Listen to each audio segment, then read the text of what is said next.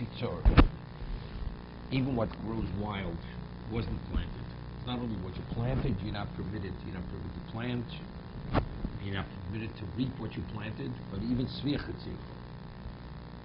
Lo Sitzor.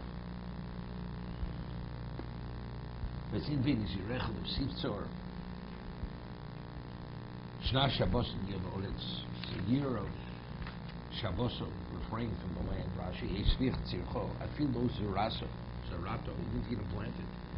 V'tzomchum Nazer Shenofal V'Vishet Kotir. It had fallen from the seed that had fallen when you harvested Kori Sviach. L'Sitzor Lios Marzivo Keshar Kotir, to be considered like other harvests. Eli Hefker Yilakol. It's Hefker. It's ownerless. Zirecho.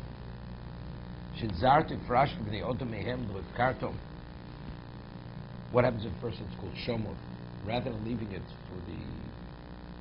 for the populations to come and take, you watch it, the halachas, you're not permitted to benefit. You put a lock on your fence, so you'd say maybe it's Shemitah, you did the wrong thing. No, you're not permitted. You're only permitted to harvest from what's available to everyone. It's available to everyone, you're permitted to harvest it. If not, you have to give everybody equal rights regarding what you have. There's a famous question which Moses asks of Mitzia. Let's say it was the Shemitah year and it came to Korban Omer. So if everything is ownerless, people are going to take the new grain. So what are you going to bring as the Omer? It says that from the Chumash Halishka, from the coins of the Lishka, from Mavta Shekel, they would pay watchmen to watch it. So it's Shomor. But if they watch it, it's Shomor. Correct? And the halacha is anything that a person's not permitted to eat, you're not permitted to put on the Zveach. It's forbidden. So how do they hire watchmen to watch it? So Tosas answers, the watchmen didn't not allow them to take it. They would just forewarn him and say, by the way, we need this for Omer. If the person wouldn't want to take it, they wouldn't stop him. So the watchmen were only to inform people that because the grain is needed for the Omer, they shouldn't take it. But if they want to take it, they can take it. So it wasn't considered Shomer. It wasn't protected. It wasn't protected grain. The Shabbos of the land is for you to eat. I mean, all the produce is available for you to eat.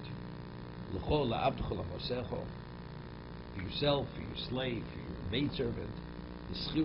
So first we're talking about this Eved Kanani and Shifra Kananis. Sichel Toshavcha, that's the Eved Ivri, which is either 7 years, he's there for 6 years, or he's there till Yovel. Agor Mimoch, better with you, Rashi. Loisa Shabbos Ha'oretz, Avo Pisha Sartim Olecho, Lo Ba'achilo U'Ba'anor Lo Sartim. Although there are restrictions regarding Shvius, but not for eating or benefiting, Elo Shlotinuk Ben Kabbalah Bayis. Can't act as if you're the proprietor. Ela Kol Yishovim Bo, Ato Schilchum Yishovech, everyone's equal. It's ownerless.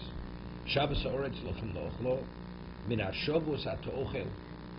That was left, Shabbos, you refrain from, that you're permitted to eat from. V'HaTo'ochel Min HaShomer, but you're not permitted to eat from what Shomer, which was protected. Protected grain, you're not permitted to eat from. How? Process. Being distracted. Okay. It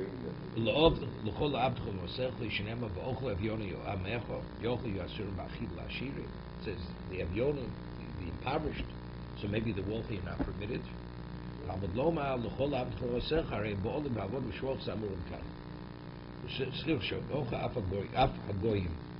Even if they're goyim, maybe it's speaking to Eved Ivri and Eved Kanani. The answer is Eved Ivri is no worse than yourself. Normally, so Shav was referring to Eved Ivri 6 years or Yovel. Rashi says here goyim. The answer is because why should Eved Ivri be worse than anybody else? So therefore, over here you have to say it's speaking about even if they're goyim. He says the Evshalom Yishol Hainu Kin Yishonim Toshva the Sivzichomin Do Kvar Ksivul Avduchol Mosech Shem Ivrim Kamash Rabbi Shedikri Sashora Kodesh Afilochem Utorma Peres Linochim. That's the Chiddush. You'd say Perish means have a Kedusha. So if they have a kedusha, maybe a non-Jew is not permitted to eat it, partake of it. So that the Torah says no. Even if they're goyim, it has kedusha shvius, you permit them to partake of it. For the domesticated and the undomesticated, which are in your land, you have to tell me this. I mean, do you have control of what the deer eats? Behema maybe yes, but what about chayo? Right? What? No, we're talking wherever it is. Anything that grows, whether it grows in the forest, wherever it grows. Wherever it grows in there, it's called kedusha shvius. Right? You're taking a picnic, right? Going to the Grand Canyon. I don't know if there's something equivalent, right? And wherever it is. Im chayo chelas behema l'kolshkein. And the Torah says that the chay is permitted to eat it. The domesticated cattle definitely.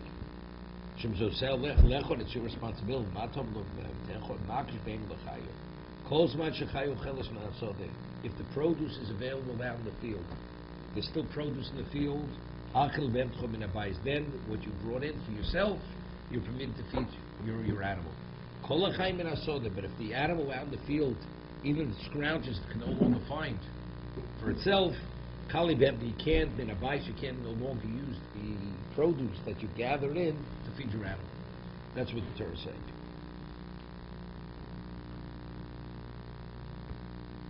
So let's take the system nun. What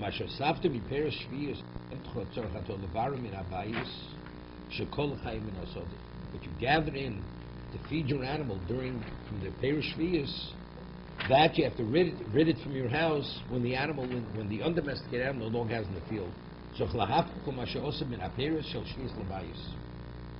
And you have to actually put it out.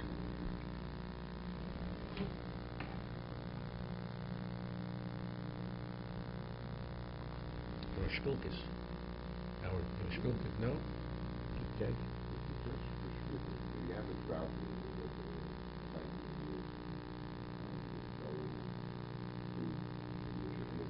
It's not pikuach nefesh, you're now permitted. What? That's what people say. Any other year, there's a drought and there's no food for the wild animals in the field. That means you can still give your animals something. No, we're talking about specifically, this is perish shvius. Okay, this is big, of course, perish shvius. What you're not responsible for anything else other than your own animals. It's understood. Unless it's Earth Day. Earth Day, you have to be concerned for the Earth and for the ecology. Yeah. Okay, let's see,